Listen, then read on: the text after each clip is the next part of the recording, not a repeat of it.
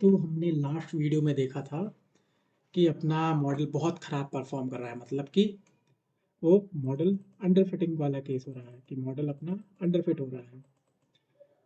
इस केस में क्या होता है, मॉडल अंडर फिटिंग। तो ये होता किस कारण है, इसका कारण पता लगाना पड़ेगा। तो ये करीब दो कारण हो सकते हैं इसके, कि जो अपना डेटा है वो इंफॉर्मेटिव नहीं है ज़्यादा, मतलब डेटा तो है थोड़ा बहुत लेकिन वो बहुत ज़्यादा इंफॉर्मेशन नहीं दे पा रहा है। जैसे कि ये अपना डेटा था, हाउसिंग डेटा था, हाउसिंग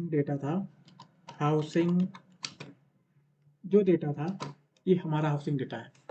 तो ये जो हाउसिंग डेटा है, तो हो सकता है कि ये इतने डेटा सफिशिएंट नहीं है, ये सब फीचर सफिशिएंट नहीं है किसी हाउस वैल्यू को प्रिडिक्ट करने के लिए। जैसे कि बोल सकते हैं कि ये एरिया भी होना चाहिए था, और दूसरी चीज़ें भी, क्राइम रेट भी होनी चाहिए था, तब मतलब कि अच्छा हाउस का प्रिडिक्शन कर सकते थे। तो एक तो तरीका है। एक क्या प्रॉब्लम थी, ओवरफिटिंग किस कारण हो सकती है? एक तो data problem, data not informative, not informative data informative है या नहीं है इंफॉर्मेटिव, ये कॉन्टेक्स्ट पे डिपेंड करता है। कि किसी के लिए तो डेटा इंफॉर्मेटिव होता है वही डेटा, और किसी के लिए कुछ काम का डेटा नहीं होता है वो। तो इस मॉडल के लिए ये डेटा इंफॉर्मेटिव नहीं है, हो सकता है इंफॉर्मेटिव नहीं हो। और दूसरा कारण क्या है कि अपना जो मॉडल है वो पावरफुल नहीं है, वो पावरफुल, नॉट पावरफुल, अपना मॉडल इतना पावरफुल है नहीं। अपना मॉडल कैसा है, या एप्रोप्रिएट भी नहीं है, एप्रोप्रिएट इनफ, तो अपना मॉडल पावरफुल नहीं है। तो ये दो कारण हो सकते हैं। तो पहले कारण के लिए क्या कर सकते हैं, जैसे कि डेटा अगर इंफॉर्मेटिव नहीं है तो आप डेटा कलेक्शन टीम से बोलोगे, देखो अब डेटा कलेक्ट करना है, उसमें थोड़ा और ज़्यादा डेटा कलेक्ट करो, या बहुत ज़्यादा डेटा कलेक्ट करो, 20,000 रिकॉर्ड है, 1 लाख तक ले जाओ। और बोल सकते हो कि इसमें कुछ कुछ फीचर और डालो, जैसे कि क्राइम रेट भी कलेक्ट करो, और क्या कलेक्ट करो कि एरिया कितना है वो भी कलेक्ट करो, और भी कुछ फैक्टर कलेक्ट करो। वो कैसे पता चलेगा कि मुझे क्या क्या बोलना है उसको? तो उसके लिए डोमेन नॉलेज की ज़रूरत होती है। डोमेन नॉलेज क्या होता है? डोमेन नॉलेज होता है, जैसे कि मैं रियल इस्टेट पे काम कर रहा हूँ, अब मैं ज़मीन पे काम कर रहा हूँ, हाँ, घर पे काम कर रहा हूँ, तो उसका, जिसको डोमेन नॉलेज ज़्यादा होगा तो वो डेटा कलेक्शन टीम को अच्छी तरीके से बता पाएगा।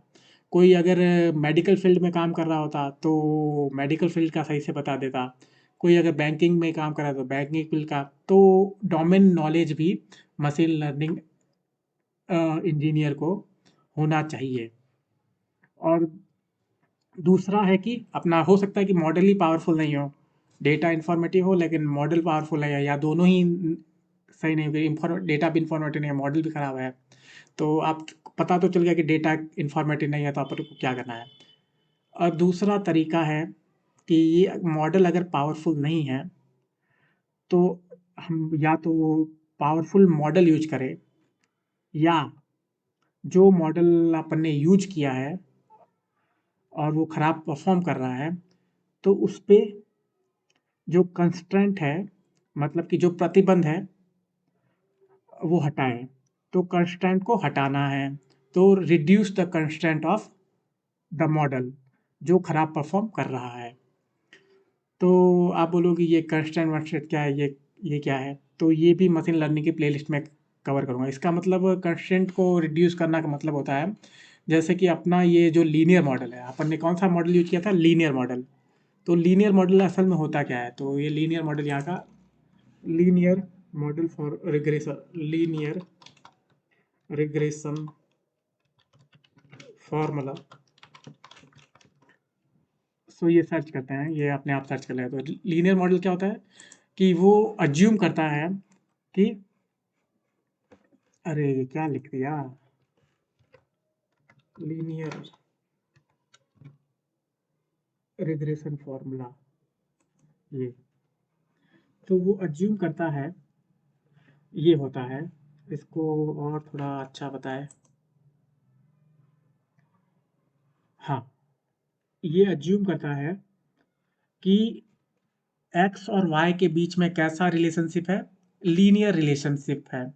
मतलब कि जो भी एक्स है, एक्स जैसे कि एज हो गया, एज की एज हो गया, और उससे जो भी एक्स है उससे रिलेशनशिप वाई लीनियर रिलेशनशिप में है।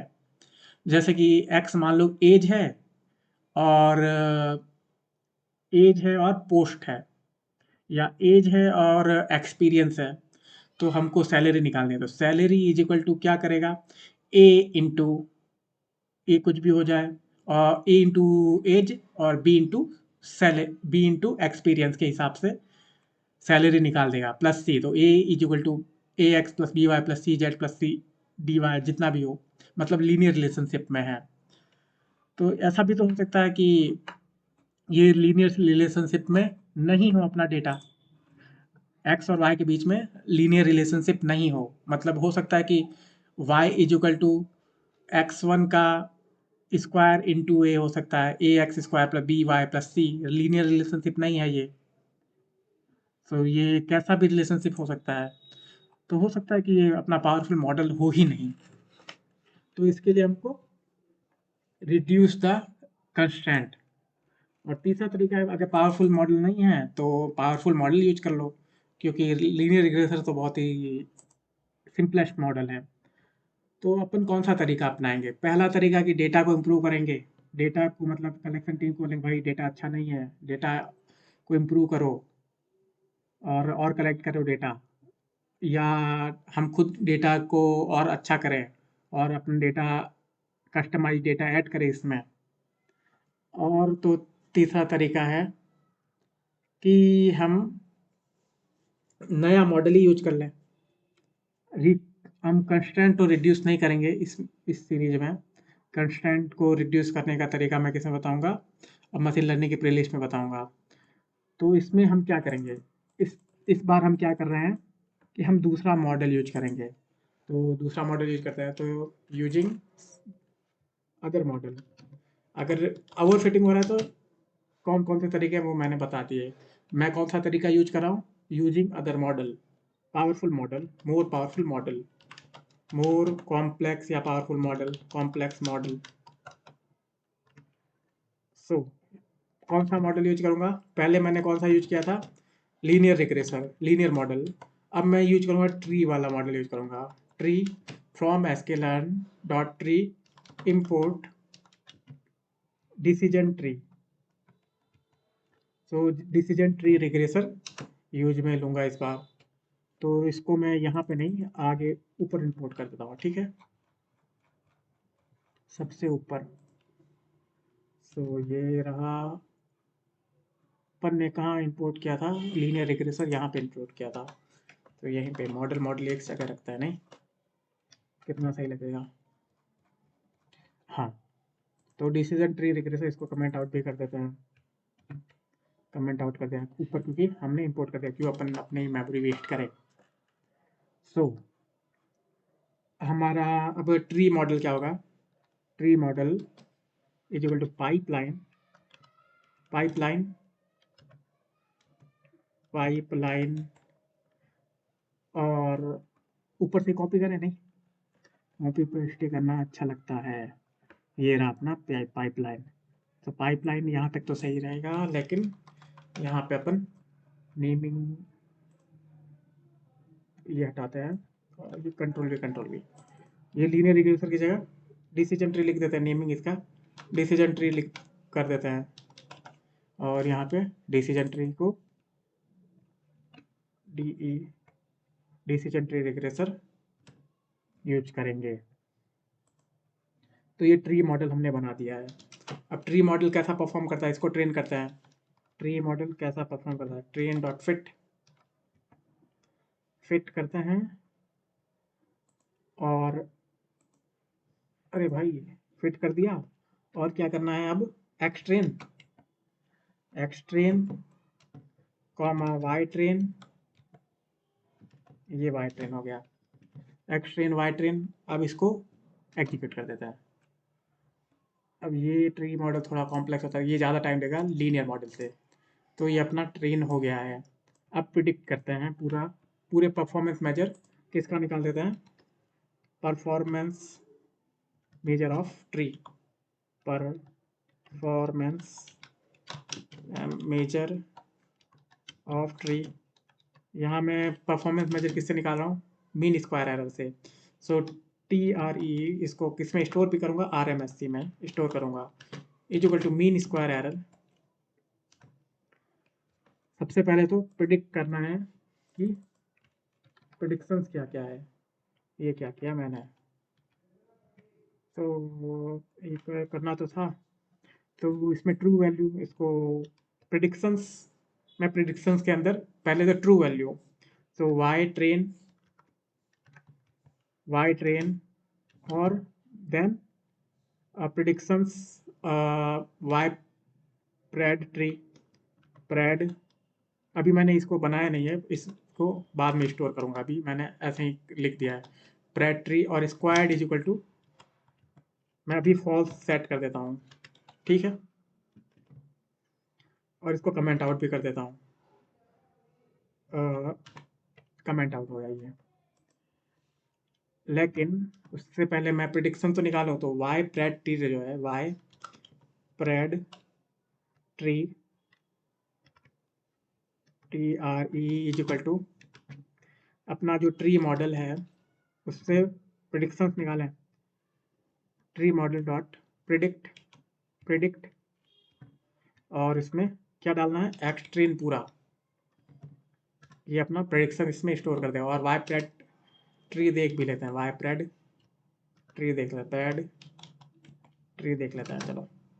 तो ये सब इसने प्रिडिक्शंस किए हैं, तो ये बाद में अभी और देखते हैं कि प्रिडिक्शन सही किया है या नहीं है। तो वाई ट्रू जो वैल्यू है, वाई टेस्ट है, ट्रेन है, तो ये देखो 1,51,000 प्रिडिक्ट किया इसने, प्रिडिक्ट करना क्या था, 1,51,900, वहीं के वहीं प्रिडिक्ट कर लिया। 2,31,500, 2,31,500, ये क्या मतलब, सारे के सारे सही प्रिडिक्शन कर रहा है ये, एकदम एग्जैक्ट प्रिडिक्शंस, मतलब एकदम, मतलब फॉर्मूला उसने निकाल लिया है। ये देखो लास्ट वाले इसने प्रिडिक्शन वहीं के वहीं कर लिया। तो ऐसा हो सकता है क्या, क्योंकि अपना डेटा सेट नॉइस होता है, और नॉइस को लर्न करना पॉसिबल नहीं है, कोई भी मॉडल नॉइस को लर्न नहीं कर सकता, और अपना डेटा सेट नॉइसी होता है। एक तो डेटा सेट में क्या क्या होता है, डेटा में ट्रेंड होता है डेटा में, एक तो ट्रेंड होता है, क्या होता है, ट्रेंड, और एक होता है नॉइस। सो अगर अपना मॉडल ट्रेंड लर्न करे, नॉइस लर्न नहीं करे, तब तो अपना मॉडल अच्छा है। अगर ट्रेंड भी लर्न नहीं करे और नॉइस भी लर्न नहीं करे, तो वो तो खराब अंडर फिटिंग मॉडल है, मतलब मॉडल कुछ लर्न ही नहीं कर रहा है। और ट्रेंड और नॉइस दोनों लर्न कर ले, नॉइस भी लर्न कर ले, मतलब कि जो अशुद्धि है वो भी लर्न कर ले, तब वो मॉडल ओवर फिट कर रहा है। मतलब नॉइस को लर्न तो करना नहीं चाहिए, लेकिन ये लग रहा है कि नॉइस लर्न कर रहा है। तो इसको वेरीफाई करने के लिए परफॉर्मेंस मेजर चेक कर लेते हैं, इससे चेक कर लेंगे, कंट्रोल C, और यहाँ पे इसको मार्क डाउन की जगह क्या कर देते हैं, मार्क डाउन करें, हेडिंग कर देते हैं, चलो भाई हेडिंग कर ले, ओके ओके, ये ले भाई। सो यहाँ परफॉर्मेंस मेजर चेक कर लेता हूँ मैं, ट्री RMSE, और ट्री RMSE है कितना, हम देख रहे थे एग्जैक्ट सारे सैंपल के, लगभग जितने सैंपल देखे उसके लिए एग्जैक्ट 0 0। ये क्या बात हुई, मतलब इसने मतलब कोई एरर ही नहीं दिया, ऐसा मॉडल था। यहाँ पे 68,000 का एरर दे रहा था, इसमें एक भी एरर नहीं दे रहा, 0 एरर दे रहा है। तो मतलब हो सकता है कि ये नॉइस लर्न कर रहा हो। तो मतलब इसका मतलब क्या हुआ कि ये मॉडल ओवरफिट है। इसको भी कंफर्म करेंगे कि मॉडल ओवरफिट है या नहीं है, उसको भी तरीका है, मॉडल ओवरफिट है, इसको भी यहाँ पे कर देते हैं हेडिंग में, और ये यहाँ पे ऐसे कर देते हैं, ठीक है। हाँ, तो ये मॉडल ओवरफिट लग रहा है। ये ओवरफिट है या नहीं, इसको भी कंफर्म करने का एक तरीका है, क्योंकि आप देख रहे हो हम किस पे ट्रेन कर रहे हैं, अपन प्रिडिक्शन किस पे ले रहे हैं, जिस पे ये पहले से डेटा, मॉडल के पास वो वाले डेटा सेट पहले से आ गया है, मतलब वो मॉडल उस डेटा सेट को देख रखा है, उस मॉडल ने अपने डेटा सेट को देख रखा है और उसी पे हम प्रिडिक्शंस निकाल रहे हैं।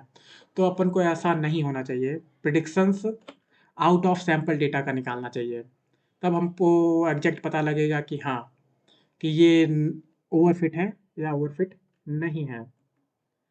तो वो कैसे करेंगे, तो उसके लिए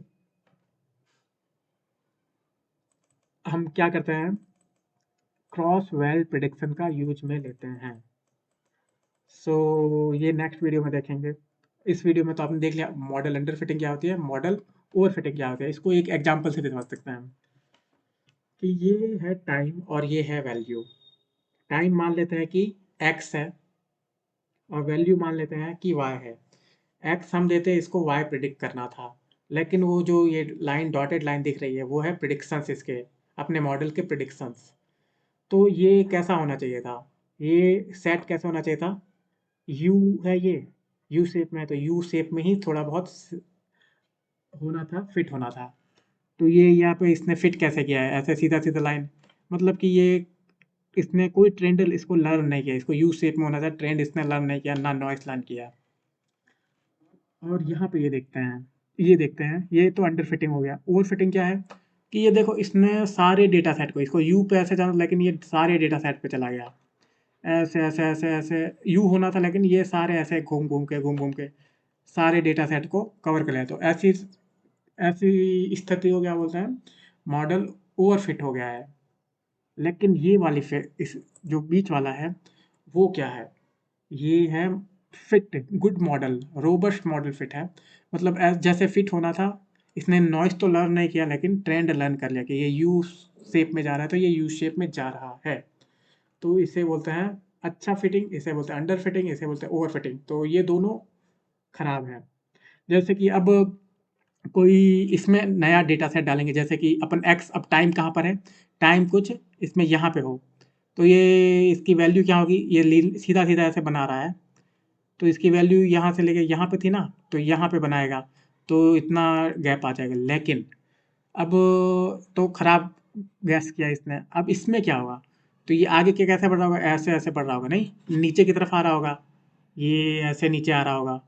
लेकिन अगर टाइम यहाँ पे आगे यहाँ होता और टाइम की वैल्यू इधर होती, तो कितना, ये इतना माइनस इतना, यानी यहाँ से लेके यहाँ तक का एरर देता।